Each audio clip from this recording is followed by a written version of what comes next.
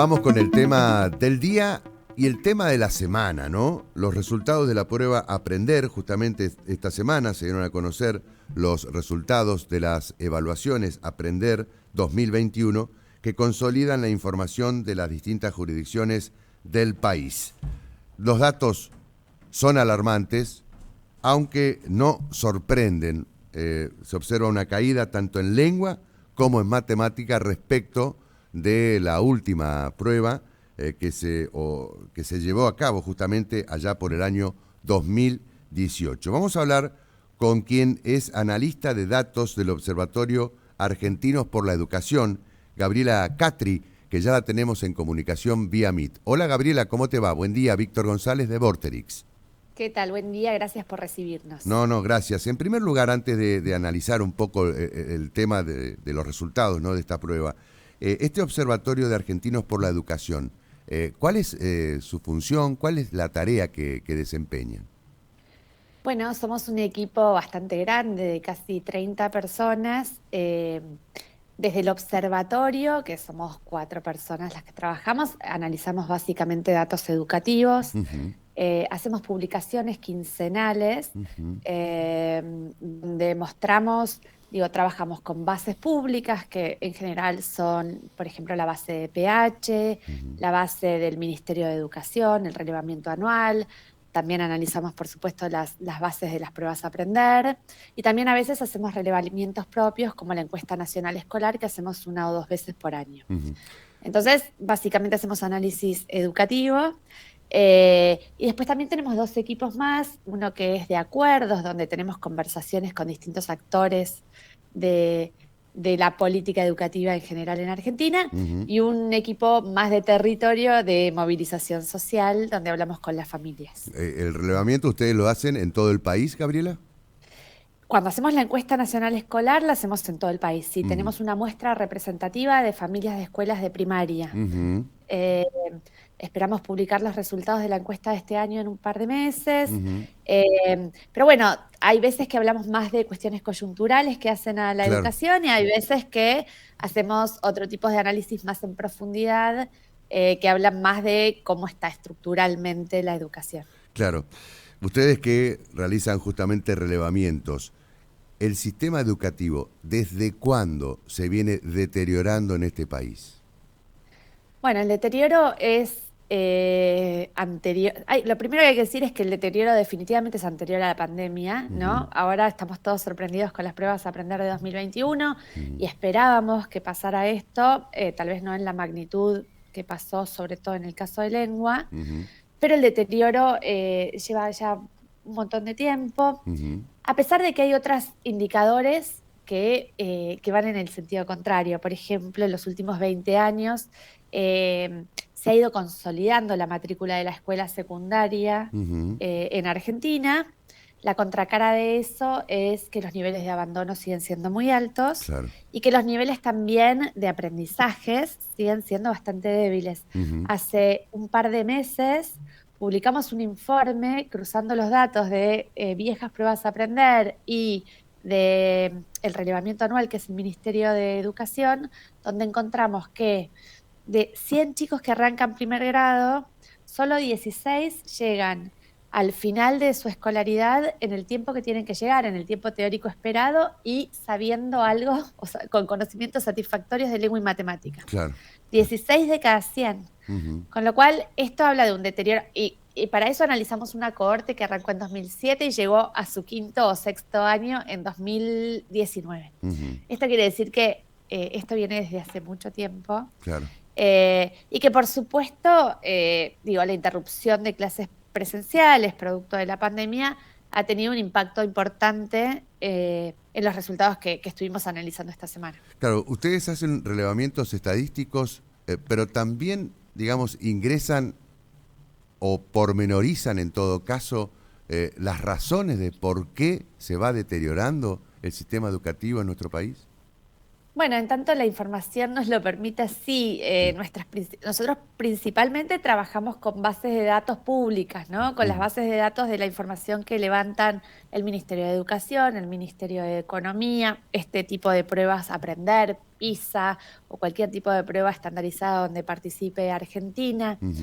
Eh, y a partir de ahí encontramos datos que nos permiten sacar conclusiones. Ujú. Por ejemplo, las bases de las pruebas Aprender, todavía no se publicaron los microdatos de 2021, Claro. pero las bases de las pruebas tienen información muy rica porque le hacen muchas preguntas a los chicos que Sí. permiten construir su nivel socioeconómico, que permiten saber si el nivel, por ejemplo, educativo de la madre. Ujú. Entonces, todo eso te permite hacer cruces entre la información y ver, bueno, finalmente, quiénes son los chicos que están en situación de mayor vulnerabilidad en términos educativos, Mm. quiénes son los que continúan teniendo buenos resultados. Ujú. Y es interesante porque, en definitiva, necesitas ese tipo de diagnóstico para poder tomar políticas públicas que sean razonables, ¿no? Que Claro. sean acertadas para la gente que lo necesita. Sí, lamentablemente políticas públicas que no se están tomando.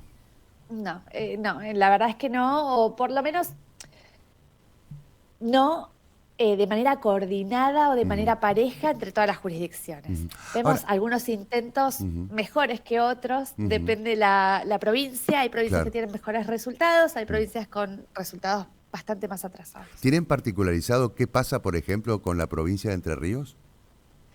Tenemos indicadores de la provincia de Entre Ríos. Por ejemplo, hablábamos de estos 16 de cada 100 chicos.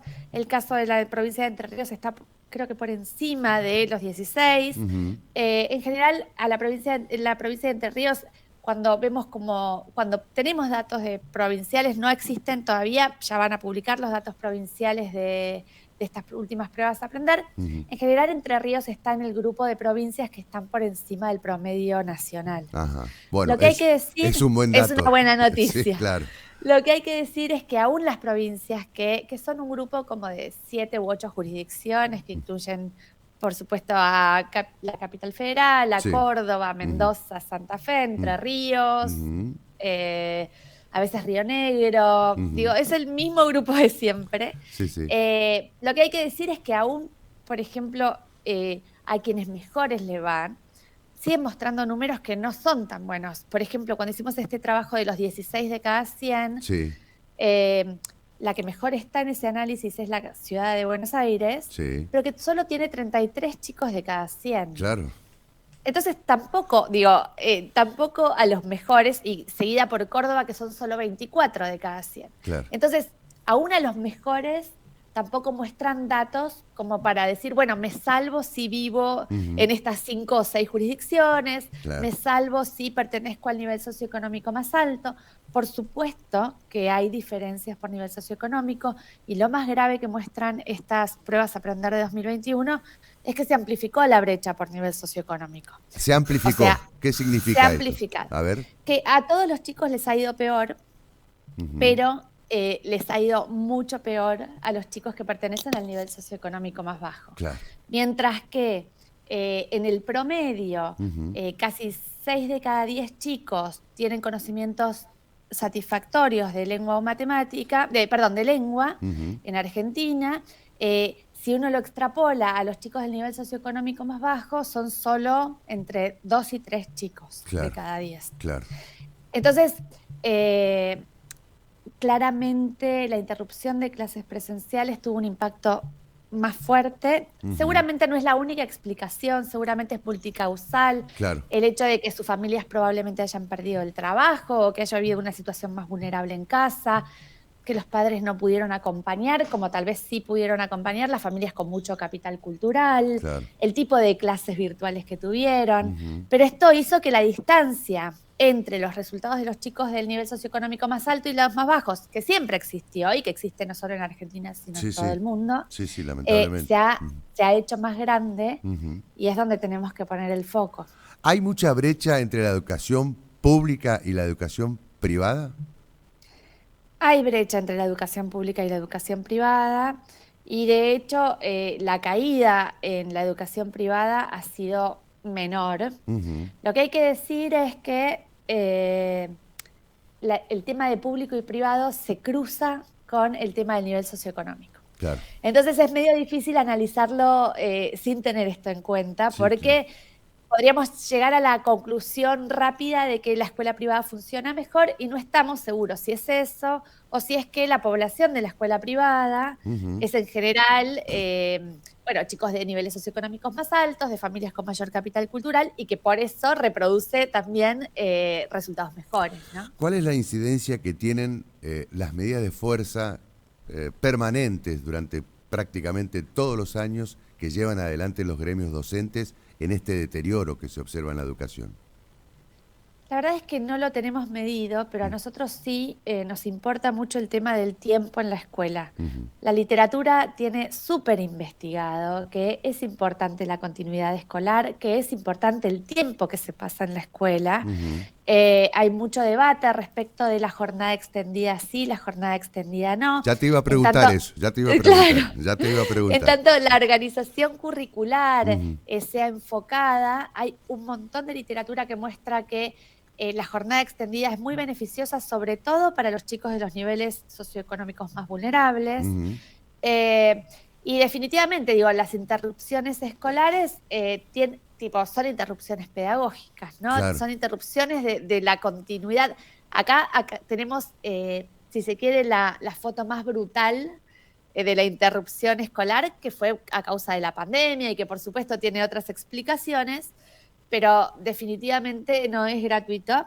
Lo que nosotros hacemos todos los años, cerca de febrero, es publicar un informe donde mostramos los calendarios escolares que presentan las distintas provincias. ujú, Este año hubo un acuerdo del Consejo Federal de Educación, que es donde se sientan las 24 jurisdicciones, donde se pusieron de acuerdo. En Argentina, por ley, tiene que haber 180 días de clases efectivos. No se cumple, difícilmente se cumple, ujú. por los paros, por los problemas de infraestructura, a veces por cuestiones climáticas, sobre todo en situaciones de ruralidad. Claro, Pero lo que acordaron las 24 provincias o las 24 jurisdicciones fue extendamos eso a 190 días, con la idea esta de recuperar horas de clases, de recuperar después de un año, para algunas provincias casi 2 años sin clases presenciales. claro, claro. Cuando hicimos el análisis de qué decían los calendarios formales, o sea, sin empezar las clases, miramos, bueno, todos dijeron que van a cumplir 190 días. Cumplen los calendarios que presentaron 190 días, encontramos que solo 2 jurisdicciones de las 24 llegaban a los 190 días. ¿Cuáles son? Eh, ¿Cuáles son? que eran la capital federal y Neuquén. Ajá. De nuevo empieza el debate, ¿no? Porque Neuquén sabemos que tiene reiterados paros, pero bueno, en lo formal era una de las pocas que llegaba a los 190 días. Mm, Una buena noticia es que todas las jurisdicciones superaban los 180 días que dispone la ley. Y ujú. esto es una novedad. Quiero Claro. decir, se fue trabajando en eso y fue mejorando. Ujú, El problema es que entre la presentación formal de los calendarios ujú, y el cumplimiento efectivo de las clases empiezan a aparecer todas estas dificultades y que no hay información ujú, pública ujú. que nos permita monitorear la pérdida efectiva de días de clases. Que Claro. esto sería muy importante que se publique. Gabriela, ¿sirve la extensión horaria? Es un debate importante. Lo que te comentaba es que hay poca literatura que muestre que la extensión horaria tiene impacto sobre los aprendizajes, pero hay mucha literatura que muestra que la extensión horaria es muy positiva sobre los aprendizajes y sobre la escolaridad y las tasas de abandono de los chicos de los niveles socioeconómicos más bajos. Claro. Y después dependerá de la organización curricular. Ujú, Una extensión horaria, como está propuesta, ¿no? Como se propuso desde el Gobierno Nacional a las provincias y está en debate en el Consejo Federal de Educación, que ponga foco en la priorización de los aprendizajes, sobre todo en lengua y matemática. Bueno, si es así, seguramente, digo, no es solo el caso de Argentina, sino que todo el mundo está planteando cómo hacemos para recuperar el aprendizaje perdido. claro, claro. Entonces, en tanto se organice curricularmente bien y se prioricen los aprendizajes, seguramente va a tener un impacto positivo. Hay que ver cómo se organiza y hay que ver en qué se usa ese tiempo extra. Claro, ¿crees que se va a poder organizar precisamente para recuperar ese tiempo perdido en lo que resta de este año? La agenda es bastante apretada. Por eso, porque como Es hay una agenda difícil, apretada, totalmente. Probablemente esto siga discutiéndose y eventualmente termine sucediendo el año Ujú, próximo. ujú, Hay que decir que hay jurisdicciones que están mucho más avanzadas ujú. en la extensión Del de la horario. jornada ya Mm, desde antes, mm, porque nosotros tenemos una ley que es de 2006 que regula la educación nacional ujú, y que dispone que todos los chicos de primaria tienen que tener jornada extendida. ujú. Y hoy solo el 14% de los chicos tienen jornada Claro, extendida. claro, claro. Entonces estamos muy lejos del objetivo. Jurisdicciones como Tierra del Fuego, como Córdoba, como en la ciudad de Buenos Aires, como Mendoza, han avanzado bastante en la extensión de la jornada. También son distintos tipos de extensión de jornada. Mientras, por ejemplo, en Tierra del Fuego, creo que más del 75% de los chicos tienen jornada extendida, pero que es simplemente una hora más de las 4 horas de la jornada simple. Sí, En la ciudad de Buenos Aires, no sé, casi el 40% o un poco más de los chicos tienen jornada doble. claro. Entonces, cada jurisdicción hará lo que pueda porque es un esfuerzo. Digo, la jornada extendida es cara, es difícil de coordinar, los maestros trabajan en más de una escuela Ujú. y también el presupuesto es finito y Bueno, compite contra otras necesidades. claro, ahí está la otra cuestión que te quería consultar, ¿no? Si el deterioro educativo está vinculado precisamente con el presupuesto educativo. Es posible. Digo, lo que sabemos del presupuesto es que tenemos esta misma ley que es de 2006. En realidad hubo una ley anterior de 2005, pero desde 2006 hay una ley que regula que en Argentina debería invertirse el 6% del PBI Sí. en educación. Ujú, ¿Cómo se invierte este porcentaje o cómo se ujú, invierte en educación? Aproximadamente 3 de cada 4 pesos los ponen las provincias, que son las que pagan los sueldos de los docentes y ujú, mantienen las escuelas, ujú. y 1 de cada 4 pesos los pone Nación. Que en realidad lo que pone Nación va casi todo a las universidades nacionales y después un poco a un fondo para el incentivo docente y para Ujú. algunos otros programas. Eh, en la serie, desde 2006 hasta hoy, solo en el año 2015 se llegó al 6% de inversión. Solo en el Después, 2015. solo en el 2015. Después, a lo largo de los años, hubo años con un poquito más, un poquito menos de inversión. Ujú. Se trata de invertir lo que dice la ley, porque hay consenso, porque por eso Sí, sí, tenemos una ley que nos claro, regula, y se totalmente. trata también de intentar que esa inversión sea eficiente, que Claro, es un segundo tipo de análisis que me parece que estamos todavía más retrasados, claro, ¿no? En cuál es la eficiencia de ese gasto. Hay que decir que casi 9 de cada 10 pesos que gastan las provincias son en salarios. claro, Entonces es muy poco lo que te queda. Te queda 1 peso de cada 10 para hacer infraestructura, claro. para hacer política educativa. Eh, Estamos con números muy finitos y por eso cuando se discute por qué no se llegó al 100% de los chicos de primaria con jornada extendida. Bueno, es una política cara y hay que hacer un montón de otras cosas. Sí. Entonces, no es simplemente por capricho o por incapacidad de las jurisdicciones, sino que también es algo que está compitiendo con otras necesidades. Gabriela, la verdad que muy, muy interesante la charla. Me gustaría continuarla en otro momento. Me quedaron muchas preguntas, pero bueno, viste que el tiempo es tirano en los medios de comunicación. Algo que habrás Excelente. escuchado alguna vez, ¿no? Lo hemos escuchado, pero les agradecemos mucho el No, espacio para poder hablar de educación, siempre estamos, así sí. que nuevamente muchas gracias por Y a recibirnos. vos agradecerte por atendernos, ¿eh? Gracias, Gabriela. Hasta cualquier momento, ¿eh?